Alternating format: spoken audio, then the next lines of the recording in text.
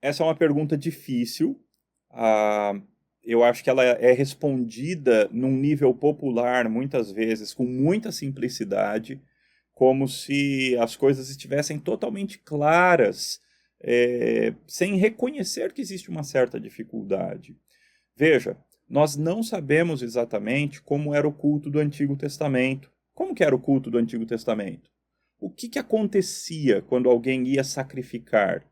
O que que acontecia nos festivais? Os festivais eram o culto do Antigo Testamento? Ou no meio dos festivais acontecia um momento de culto? Nós não sabemos exatamente. E no Novo Testamento, como era o culto na época do Novo Testamento? De novo, nós não sabemos.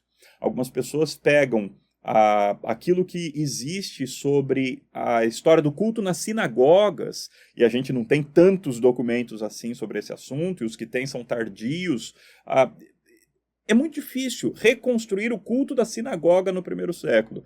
E algumas pessoas pegam o culto da sinagoga no primeiro século, reconstruído sem bases históricas muito sólidas, e diz, não, esse era o culto da igreja. Então veja, nós não temos, Deus resolveu não deixar absolutamente claro como é o culto. Por outro lado, isso é muito importante. Existem certos elementos do culto que nós temos presentes tanto no Antigo quanto no Novo Testamento. Oração. Oração a gente sabe que era parte das reuniões da igreja do Antigo Testamento e do Novo Testamento. Louvor, músicas de adoração a Deus, ou músicas de tristeza por causa do sofrimento, ou músicas que envolvem sabedoria, que envolvem conhecimento de verdades, ou músicas no Novo Testamento que envolvem um conhecimento doutrinário profundo a respeito, normalmente, da pessoa de Cristo Jesus. A gente sabe pela evidência bíblica que o culto, que as reuniões do povo de Deus as reuniões tinham música, havia música e boa música nas reuniões.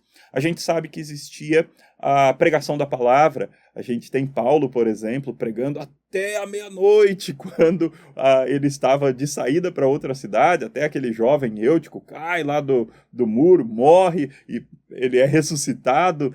Então veja, Paulo estava pregando a palavra de Deus e esse é parte importante do culto. Nós temos evidência no Novo Testamento também sobre as ofertas que faziam parte do culto, tanto no Antigo quanto no Novo Testamento. Os dízimos, o recolhimento de dízimos e ofertas é parte do culto público. No culto do Antigo Testamento ainda tem também algumas outras coisas que faziam parte daquele período histórico na nossa interpretação e que já não tem mais a ver com a nossa época. Então existiam algumas questões carismáticas, como a profecia, como o falar de línguas, como a manifestação de alguns dons espirituais, que aconteciam especialmente ali na igreja de Corinto.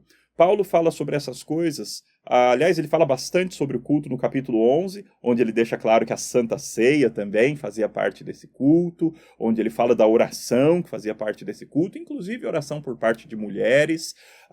E aí, lá no capítulo 14, ele fala de outras coisas, de dons espirituais que faziam parte do culto. Nós cremos que alguns desses dons espirituais já não estão mais em voga na igreja hoje, enquanto dons, como eles estavam naquela época, então isso já não deve mais fazer parte do culto. Mas Paulo instrui, inclusive, não é? Se houvesse línguas, se houver línguas, que deveria ser com ordem e decência, que deveria ser um depois do outro, que não era para todo mundo falar junto, que deveria ter interpretação, não poderia não ter a interpretação. Então veja, mesmo que nós acreditemos que esses dons não estão mais presentes hoje, existe um princípio importante aí por trás, que o culto deve ser feito ou prestado a Deus com decência, com ordem, com organização, de maneira inteligível, ou seja, de maneira que seja possível de se compreender. Então, a partir desse quadro amplo daquilo que nós temos no Antigo e no Novo Testamento, nós sabemos quais são os elementos principais do culto, e nós sabemos algumas coisas que nunca foram pedidas por Deus, como dança, como teatro, como alguém usando um berrante ou um chofar no meio do culto. Essas coisas nunca fizeram parte do culto, dos momentos de culto de adoração ao Senhor Deus. Então, nós deixamos essas coisas de fora e mantemos aquelas coisas que a Bíblia mantém dentro do culto de maneira mais clara.